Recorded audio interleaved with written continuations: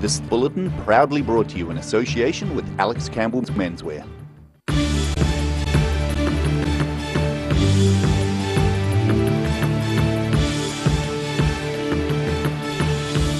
Tonight on the South Today, Dunedin's Te Rauweni Beach is to be repaired to the tune of $2.5 million. Stewart Island is one step closer to building a new museum. And one of New Zealand's ski fields is all ready to open this weekend.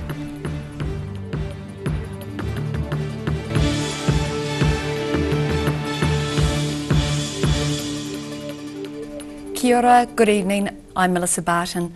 A much eroded beach along Otago Harbour is set to be restored and beautified in a proposal thought to cost around $2.5 million. The announcement to refurbish Te Rauweni Beach on the peninsula comes after a 10-year campaign by concerned locals. It's all smiles for the Te Rauweni Beach Care Trust following news their beloved beach is finally set to have a makeover. The beach, next to Otakau Marae, has lost a lot of sand in recent years, but now Port Otago is proposing to spend around $1.5 million repairing it. This particular area is going to have 3 groins put out from the beach, and that will hold the sand on the beach. Port Otago are going to pump in a significant amount of sand. It'll come out of the channel and be pumped onto the beach, and the groins will help hold that onto the beach. From time to time it may have to be replenished. Port Otago have agreed to do that. The Dunedin City Council have also come on board. They've pledged $900,000 towards landscaping and replanting the adjacent reserve. That'll become a wonderful area for people just to stop off, have a picnic, have a swim on the beach, and just enjoy the whole environment. Group Manager for Parks and Recreation, Robert West, says the project to restore Te Rauweni Beach will involve extensive consultation with the community. We'll be working with the community and the partnership group that have come together to look at what we want for the reserve site. So that'll mean consulting with the community about design and what should be on this reserve and what shouldn't be, and then developing a plan, going out again with consultation. That's welcome news for Des Smith and his trust, who have been campaigning for the project for over a decade. When you live here and you see it day by day, you lose a metre every month, it's been hugely frustrating, but we're past that now, that's behind us. We look forward to something that's going to be very, very special for this area. The 3-year project will also require additional community fundraising before it's complete. Rudy Adrian, The South Today. A fishing code of conduct has been introduced in Dunedin as the industry works to improve its reputation and levels of public trust. Port Chalmers Fishermen's Cooperative President, Ant Smith, says 24 fishermen attended a meeting in Carries Bay last week to hear about the code. The code makes clear the industry won't condone illegal behaviour in an effort to reduce effects on the marine environment. Smith says the Code of Conduct is about fishermen's commitment to the fishery, the community and stakeholders. It's been almost 2 decades in the making, but a new museum on Stewart Island is one step closer to construction. The final documents are set to be signed this week, with construction of the Rakiura Heritage Centre to begin in early spring. Sharon Rees reports. Southern District Councillor and Stewart Island local Bruce Ford is passionate about the heritage of Rakiura, which is why he is one of many locals behind the construction of its new heritage centre to tell the story of the island's colourful history. We've had sawmilling in the early days, and a lot of the bush here is second growth, so it's all been milled at least once, and then we've had all the whaling industry, sealers in the very early days. So all that history is, it's pretty much got our fingers on it. It's recorded, and that would be part of the displays. He said while the current museum has done its job for almost 60 years, the new $3.6 million Heritage Centre would use modern technology and displays to tell the island's history. It's not sort of fit for purpose as the guts of it, so that's really where we're coming from now. We need to better exhibits, better displays, everything needs to be a tad better to show it to people. This will be a modern display and some modern technology, so it won't be the same sort of glass cases like you might find in some old museums. Construction was supposed to begin over summer this year, but after 18 years in the making, Ford said another few months won't hurt to get the job done right. That began many, many years ago, and it's taken a whole lot of chasing to get the funding for that. So that's been a major win. We're about to sign the documents for the contractors. You would expect to be starting in spring anyway, because the ground has to be firmed up and piles to be driven, so there's a lot of that sort of work, and we're conscious of short days in the winter that we don't get our money's worth out of the men otherwise. If construction dates go to plan, Ford said the museum collection could be moved to the new building in around 12 months' time. Sharon Rees, The South Today. The Yellow-Eyed Penguin Trust estimates building a base at Long Point in the Catlins will cost nearly $200,000.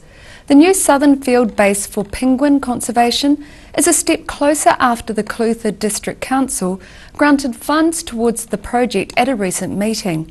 The council agreed to provide more than $5,000 for fencing and consents under its biodiversity funding policy. Full funding for the new base isn't yet secured. The Cardrona Alpine Resort will have its earliest opening in history this weekend. The ski field has enjoyed the early onset of winter and is looking to make the most of it. 90 centimetres of fresh snow has fallen on the Cardrona ski field in recent weeks.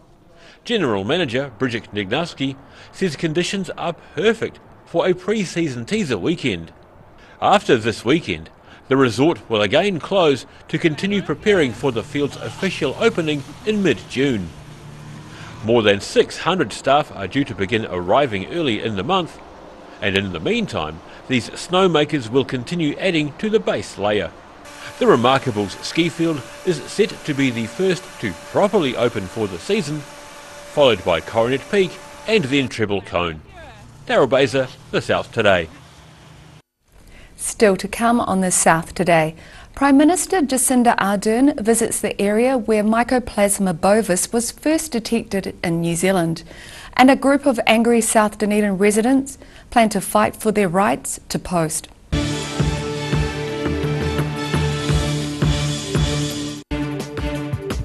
For all your news from the southern regions as it happens, go to our Facebook page. The South Today, connecting you with your community thanks to New Zealand On Air. Step into Shop on Carrot and discover a shop full of treasures. We have a fantastic range of vintage and retro clothes, upmarket clothing labels, collectible items, beautiful jewellery, quality linen and the best range of vintage haberdashery. If you're at risk of developing melanoma skin cancer, you owe it to yourself to have a mole map. Mole Map is coming to your area. Phone today to make an appointment. It could save your life.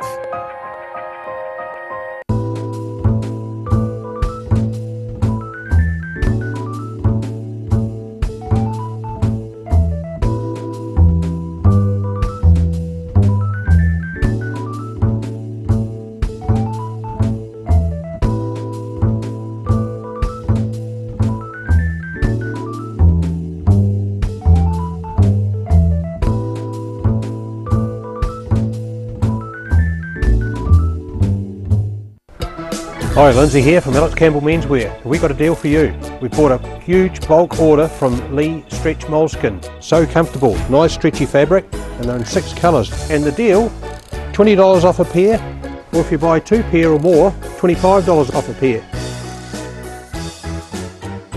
Every reason, every season, we're proud to dress the region. Alex Campbell Menswear, it fits. So that's Alex Campbell Menswear, South Dunedin, Cromwell and Mosgiel. It's on again, the Star Regent 24-hour book sale. Starts noon the 8th of June. Don't miss out. Garrador Dunedin, delivering quality stylish garage doors in Dunedin for over 15 years. New doors, replacement doors, repairs and maintenance are all part of Garrador's quality service. Garrador Dunedin offers a full range of modern quality doors to suit any home. Come visit the team at 553 Kaikoura Valley Road. Visit www.garrador.com. shop.garradoors.co.nz or call us on 488 5676. At the Hard to Find Bookshop, we sell quality books on all subjects from the rare to the recent, and where viable, we will come to you. We have a great reputation for integrity and honesty, so if you're downsizing or sorting an estate and have books to sell, contact us. Stay warm this winter with Alistair McCann's Wooden Coal door-to-door delivery. You don't have to lift a finger. Call Alistair to order today on 454 3592.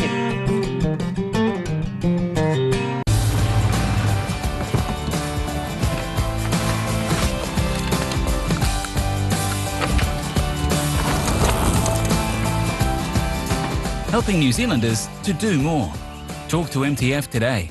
Being a big softie takes training. I've gone to great lengths to become even softer while still being strong and reliable. The new me is bigger and softer than ever. Cotton Softs. Softness and strength you can trust. Too late to sow seeds? Don't despair, the solution is at hand. Call Ready Lawn today for your year-round lawn needs. Call now on 03 486 1819. Dunedin's top football on Channel 39, Saturdays at 7, Sundays at 2 and Tuesdays at 3:30.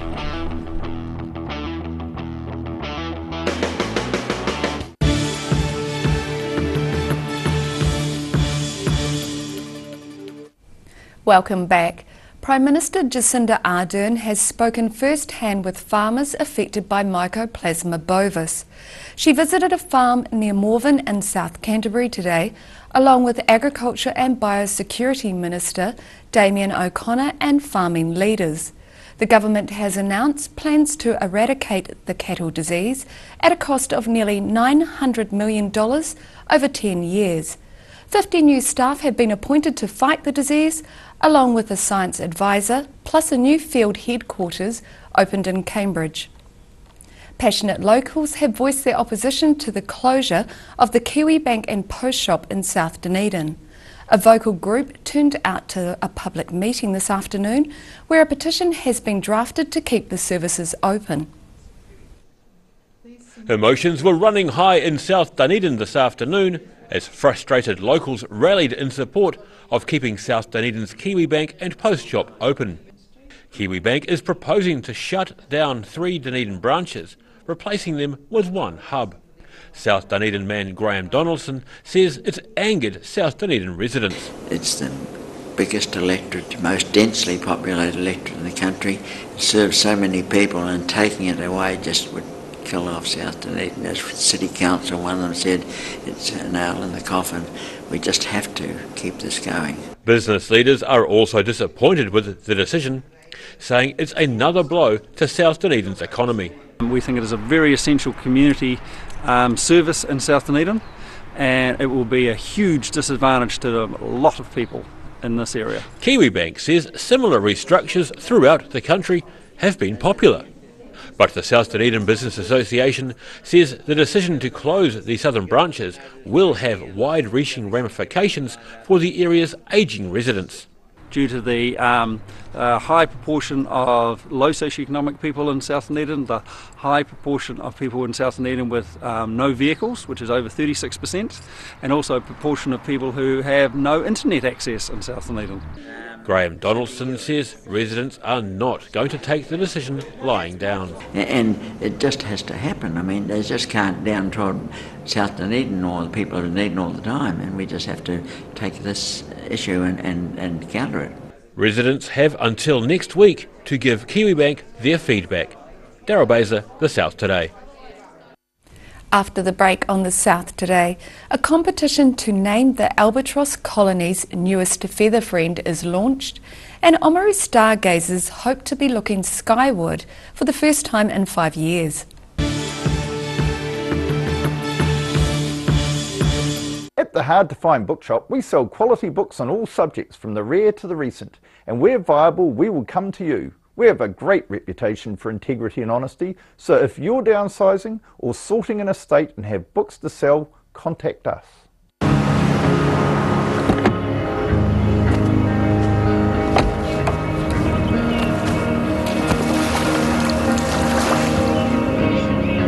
helping New Zealanders to do more. Talk to MTF today. Step into Shop on Carrot and discover a shop full of treasures. We have a fantastic range of vintage and retro clothes, upmarket clothing labels, collectible items, beautiful jewellery, quality linen and the best range of vintage haberdashery.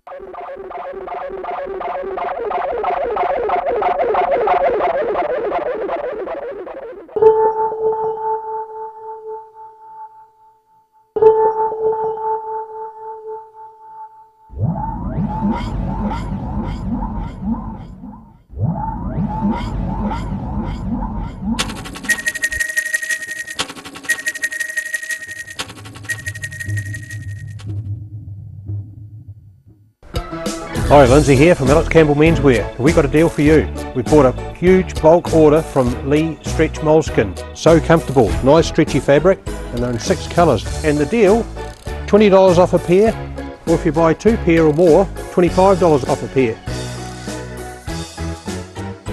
Every reason, every season, we're proud to dress the region.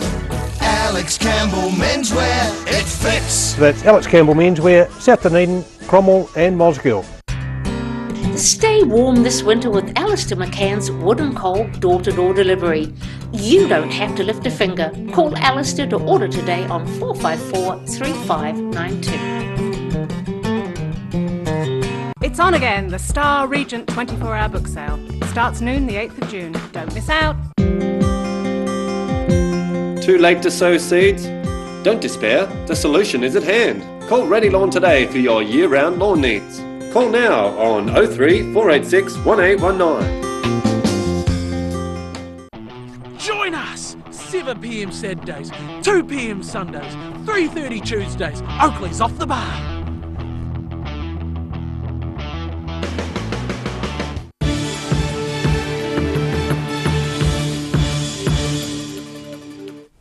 Welcome back. A teenager who launched a racist rant and drunkenly attacked a tourist in Wanaka has been sentenced to 8 months home detention.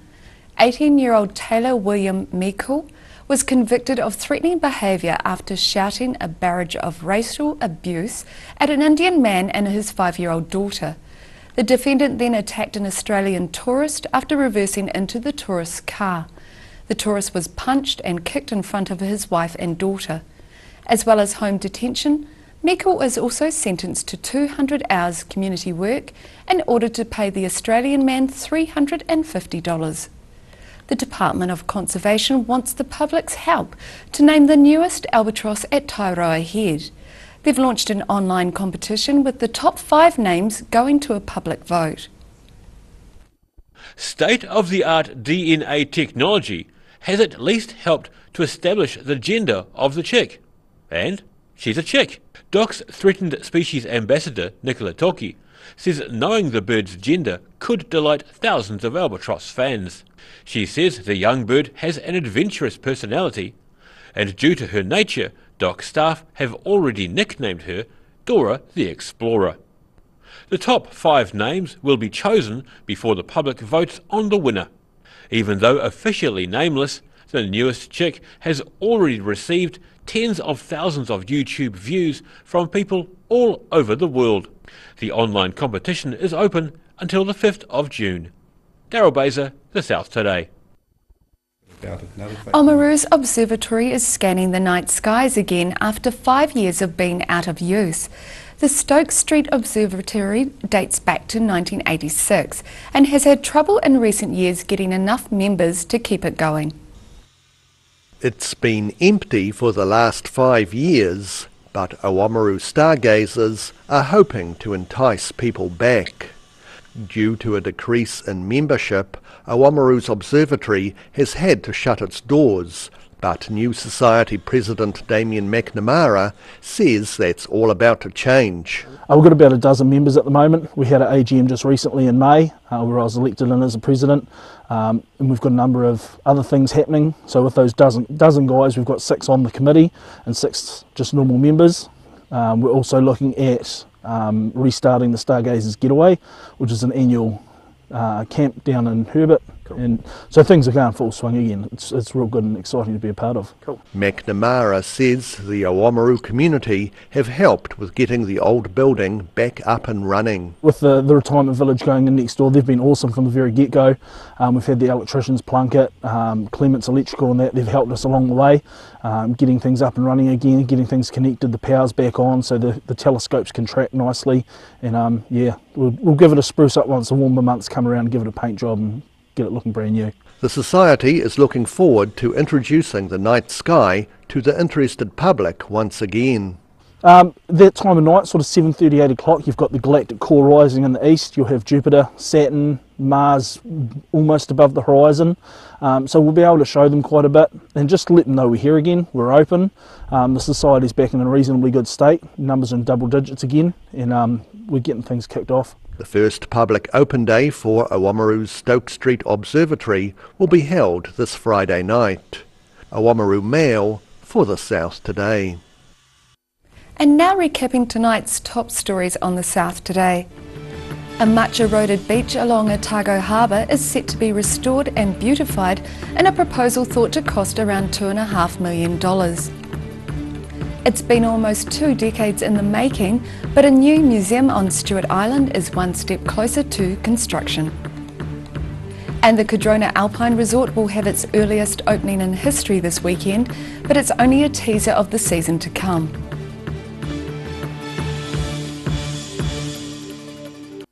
And now a look at what's happening in tomorrow's ODT. Welcome, Phil Somerville. What have you got for us in the paper? Well, tomorrow's Fresh Day. It's Fresh Day. There are 3 pages.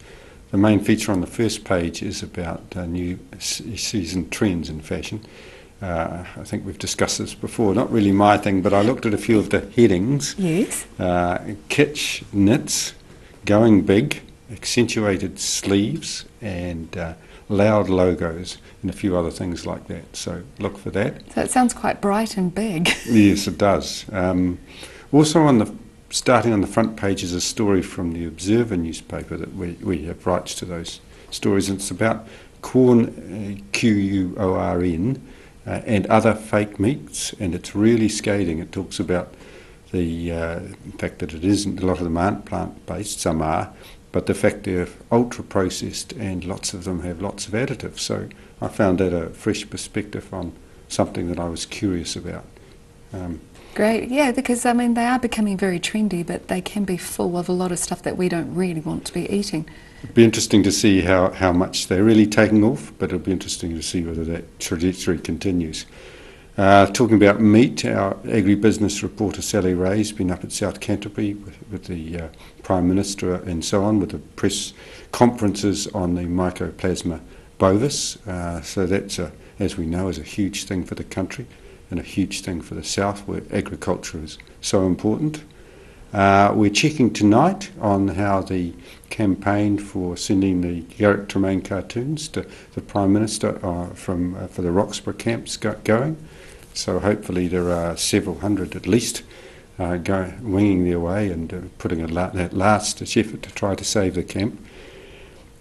Back in Dunedin, there's news on the hole-in-one plan at Vauxhall, where people drive golf balls into the harbour and try to get holes in one. Some people will enjoy that. I'm not sure about everybody. And the Mayor, Dave Cull, talks about why the Edgar Centre is being kept open in the meantime despite the earthquake reports. So that makes interesting reading.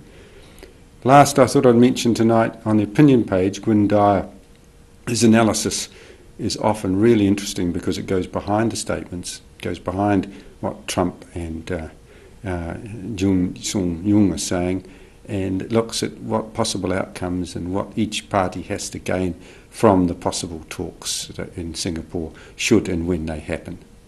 Yeah, if they happen. Yes, if they happen. We'll keep watching for that one. Thank you. Lots for everyone in tomorrow's ODT. And now it's time for a look at tomorrow's weather. Tonight's weather proudly brought to you by Mole Map. Today's southern view is of the clock at Dunedin's railway station. Looking at the situation, a large anticyclone covers New Zealand today and will remain over the southern districts through this week as a low pressure starts to develop in the Tasman Sea. Expect a fine frosty week with cool temperatures and mostly sunny skies. Looking at what's in store for the southern towns, Balclutha, Catlins, Gore and Lumsden, light winds fine with a high of 7. Moving westwards to the Central Lakes area, everyone here can expect clear skies with light winds. Alexandra has the lowest high 2 days running with just 5 above 0. Queenstown and Wanaka peak at 6, and Te Anau is the warmest with a high of 7 degrees. Looking at what's in store further north, along the coast it's clear skies and light winds with Oamaru peaking at 9 and Timaru at 10 degrees. Amarama and Twizel also have clear skies and light winds with a high of 7. In Dunedin it will be frosty and cold tonight with an overnight low of -1. Fine and sunny tomorrow and Thursday with frosts and light wind, lows of -2 and highs of around 9 or 10 degrees. And similar in Invercargill where it will be frosty tonight with an overnight low of -3. It should be sunny and rather cold tomorrow and Thursday with light winds and frosty nights. Lows of -3 continue and highs reaching 8 or 9 degrees. And that's our news for this Tuesday. For the latest news from the Southern region, you can follow us on Facebook, YouTube and at channel39.co.nz. I hope you have a great evening. Take care. Ka kite anō.